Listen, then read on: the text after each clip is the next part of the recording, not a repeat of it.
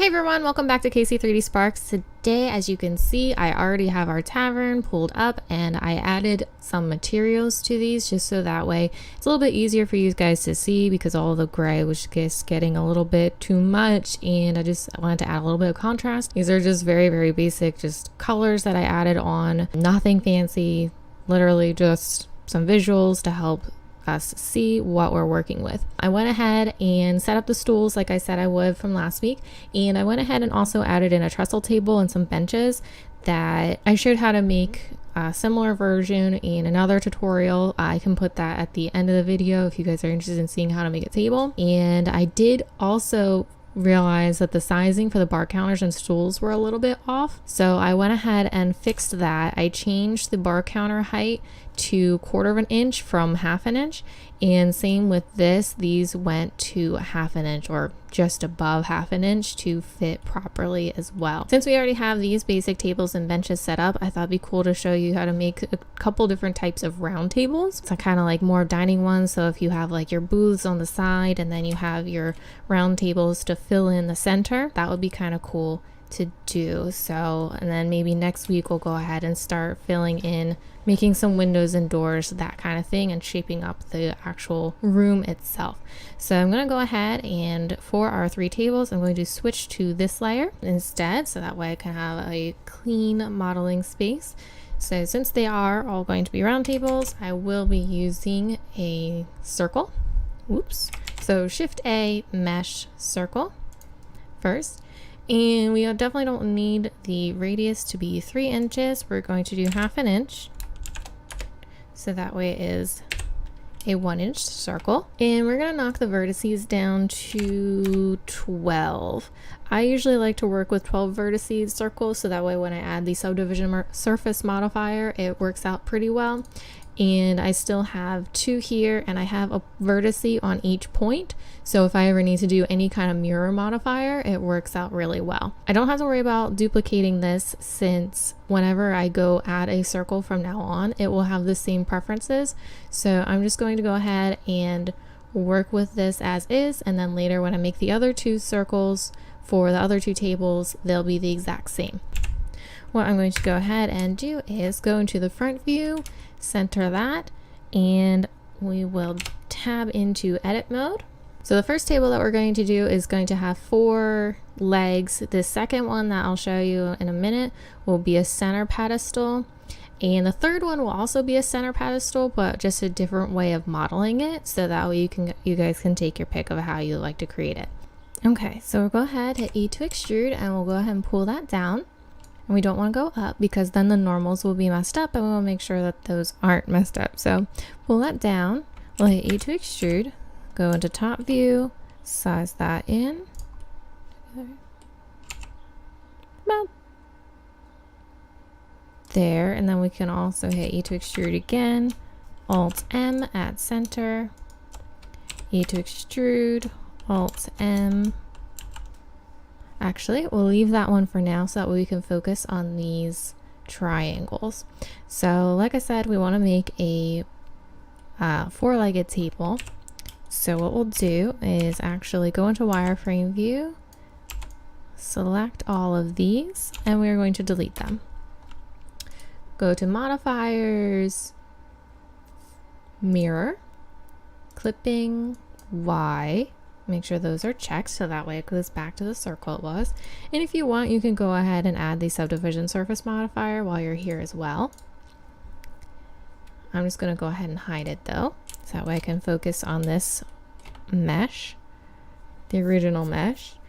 And we're going to go ahead and add in 2 loops there. So just Control R, scroll up once. And what I'm going to do is try and make this either square or round. So baiting, and I think I want to do more of a round. So what I'll also do is add in a loop here. And go ahead, and if you want it to be square, just try and do your best to make it look square. And if you want it round, again, make it look round. So what I'll do is pull these,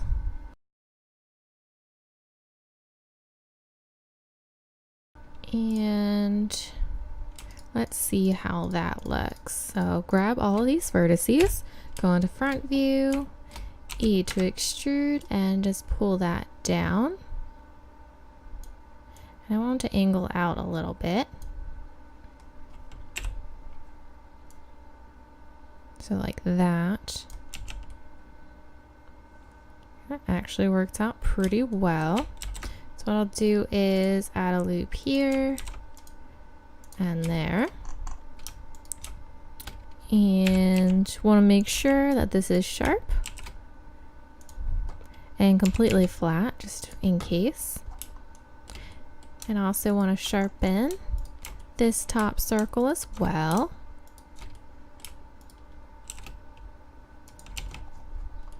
Perfect. So now we can just hit E to extrude, Alt M at center. Oops, except that doesn't work when you have a mirror modifier on. So you have to tab out, hit apply, tab back in.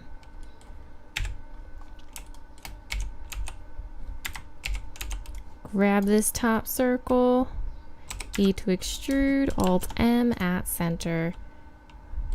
And there you go. Go ahead and add 3 loops there to give it a little bit more geometry, thicken it up a little bit. And there's a simple 4-legged table. There's our first one. So I'll go ahead and hide that one since we're all done with that, and I'll go ahead and apply that as well. I'm going to do Shift A for our next circle.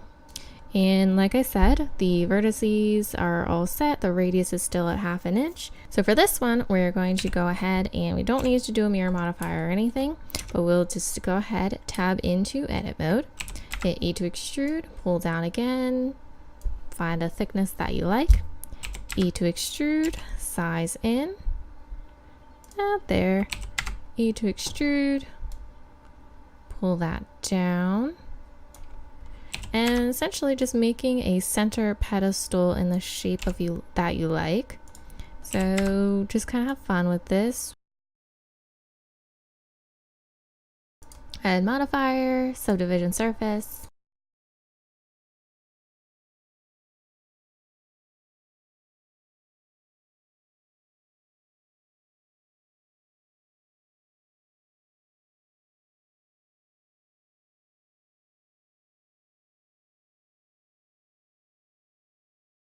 Lots of different options with that one, and have plenty of fun. I'm just going to leave it like this for now. Just go ahead and apply that since I'm just going to leave that as is, and I will go ahead and hide this and add the next circle. So for this last one, I'm actually going to undo that because I don't need a circle. I need to add a curve. So if you remember one of my previous videos, I made columns or pillars, or I'm not sure which I named the video, but essentially we used a curve, made a shape, and then added a modifier called screw, and it rounded it off for us, and we didn't have to do much at all. So I thought it'd be fun to do a table this way as well. So if you haven't seen that video, I'll go ahead and show you real quick how to do that, and I'll also link that video in the description below because I do go a little bit more into detail about how to do it. So basically, same thing as adding a mesh. You just do Shift A, curve, and we're going to do Bezier curve. Tab into edit mode, just like you would normally. First thing though, I want to make sure I have everything selected.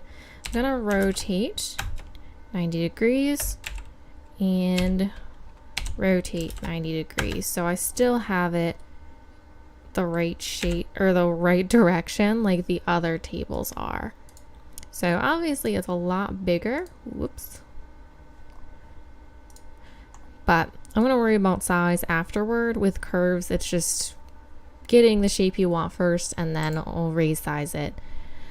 So let's tab back into edit mode. And basically, when you have a curve, instead of the vertices just being along the actual mesh, you get these extra handles. So if you've ever used Illustrator, this will probably be pretty familiar to you. So you can grab the whole handle itself, or you can grab one of the ends and either extend it, bring it in, rotate it around, and have all kinds of fun with these. So basically, I usually like to right click it, hit G on the keyboard, and go from there. So of course, you know, moving it, rotating it, pretty much anything. All I do is right click and hit G, and everything is done that way. Of course, you can still hit S for size if you wanted to do it that way. You can do R for rotate still if you wanted to rotate the whole thing. Very similar to how mesh works, just a little bit weirder to get used to. But like I said, if you're used to working in like Illustrator or something, this might be a little bit easier to get used to. I'm gonna go ahead and zip through this, make an interesting shape, and go from there.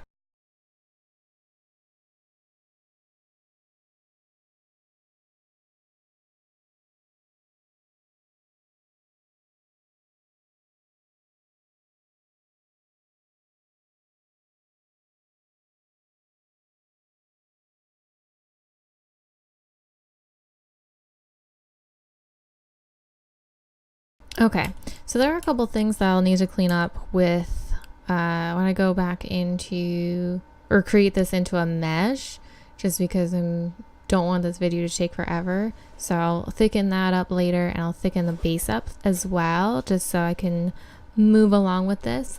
So let's go ahead, tab out of edit mode so you can see the basic shape that I created.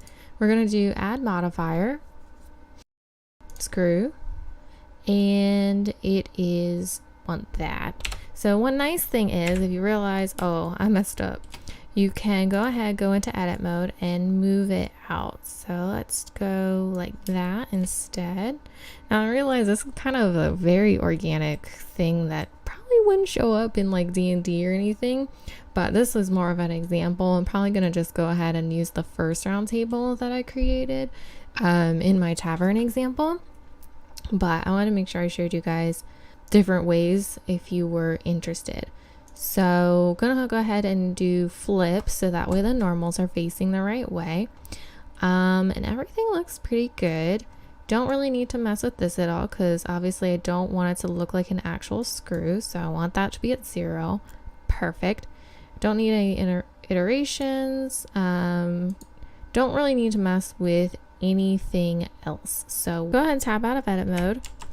I'm going to duplicate it in case if I want to edit this one in the future. And what I'm going to do is Alt C and do mesh from curve. That will apply the modifier, and when you go into edit mode, it will have everything set for you. So like I said, I want to fix the base. So what I'll do is hit Z so I can go into wireframe view, and I want from here to be flat. And actually, I want this to be there as well.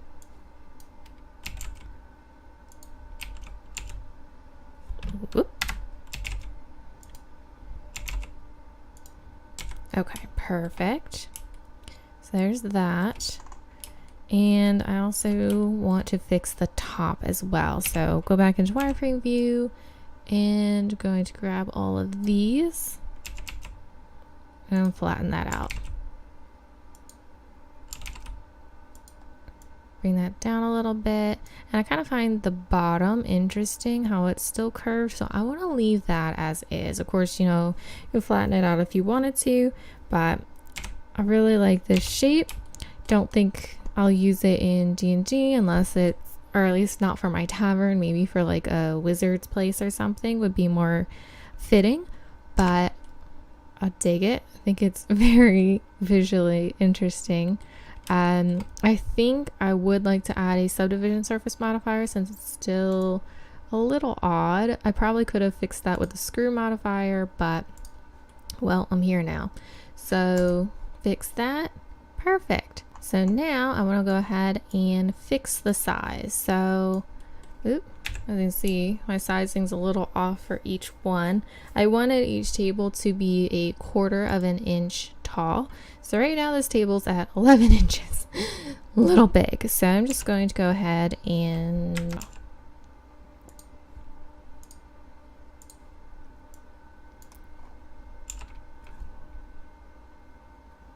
right there is good enough. This one, oh, is a little too big. Just going to size along the z-axis. Perfect. And then this one's right. Awesome. So there's our 3 different table examples. So let's go ahead and pop them onto the first layer. So hit M, first layer, so we can go ahead and see them in the scene.